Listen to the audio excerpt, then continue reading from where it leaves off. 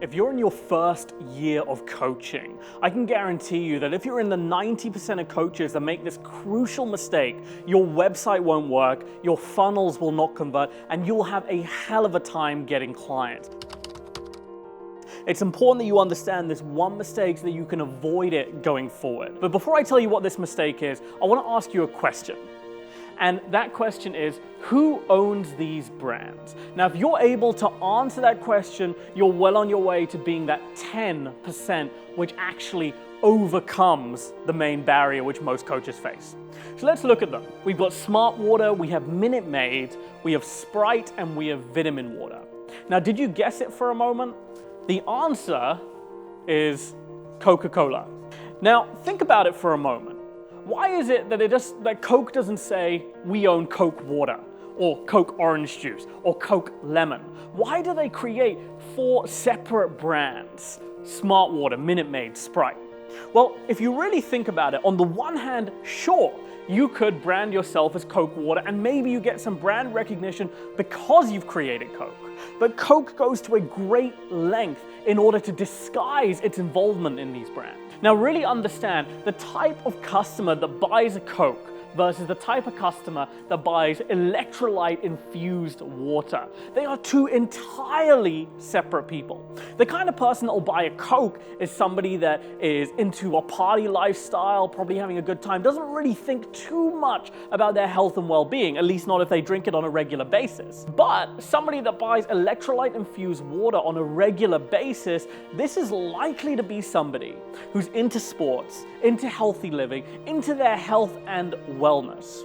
Now, if Coke decided to market themselves as Coke Smart Water, they're going to have a difficult time shaking off the reputation of being a sugary, loaded drink. So what they do instead is they create 2 separate brands for 2 separate niches. The Smart Water is marketed as a fitness health product. Coke is marketed as a good time party product, and they do that with each and every one of their brands.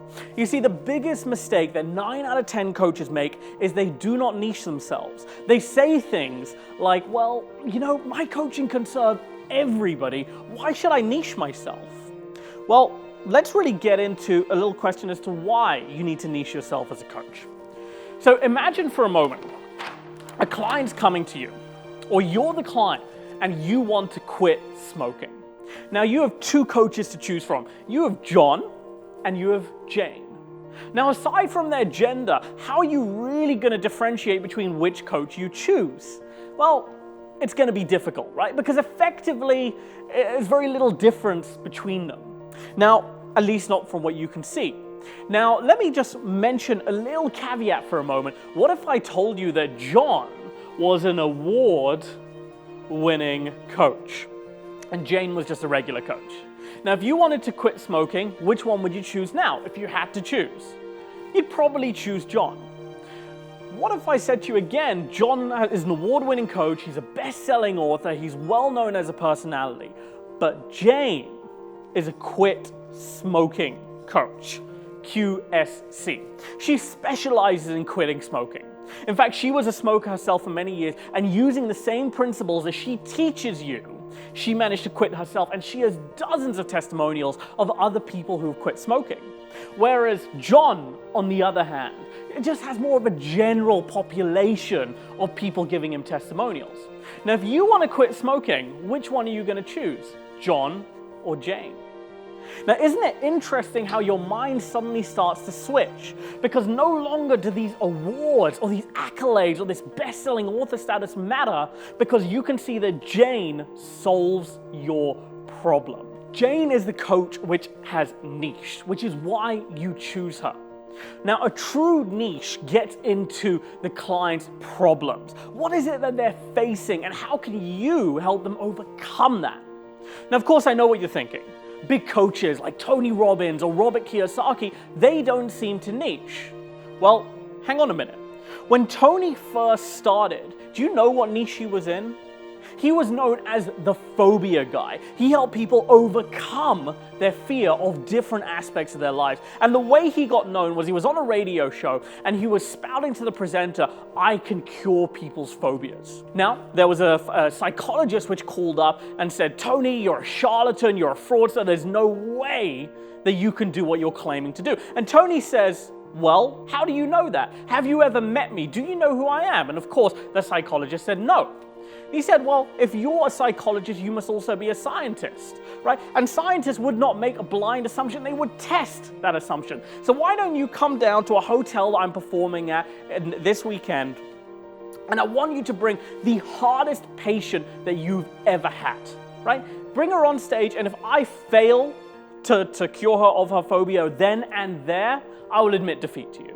So of course the psychologist accepts the challenge, brings this woman to the hotel where he's performing and says, "Here you go." And this woman is terrified of snakes. I mean, if you showed her a picture of a snake, she would freak out. Now, over the course of the next hour to 2 hours, Tony practiced what he knew about curing people's phobias.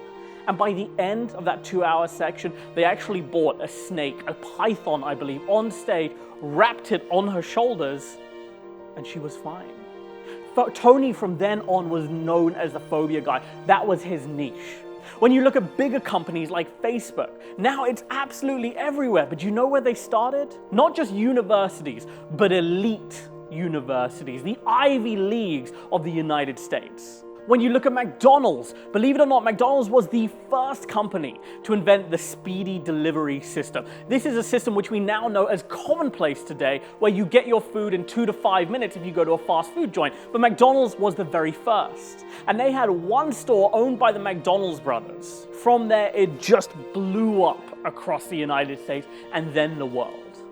All big companies started with a little niche. They started with a niche that they knew, that they could make a difference with, and then they spread out from there. As a coach, you have to understand that you are building a brand, you are building a company.